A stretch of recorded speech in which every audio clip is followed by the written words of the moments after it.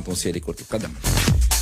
جابرييل كاك متوسط الميدان الكاميروني للنادي الافريقي انتقل لنادي اهلي طرابلس الليبي في شكل اعاره، وهذا كان اليوم اعلن عليه فريق اهلي طرابلس الليبي. نذكر جابرييل كاك مازال كيف تم انتدابه في النادي الافريقي بعقد لمده 3 سنوات قادم من النادي البنزرتي في شكل انتقال حر. الحقيقه الصفقه نتاع اليوم وصوره اللاعب بقميص اهلي طرابلس وهو يوقع في العقد خلات برشا من احباء النادي الافريقي يتساءلوا على الحكايه هذه الكل، علاش يجي النادي الافريقي وما يلعب حتى دقيقه وبعد يمشي لفريق اهلي طرابلس. التفاصيل الكل والتوضيح يجي من عند وكيل اعمال اللاعب وليد السقاوي.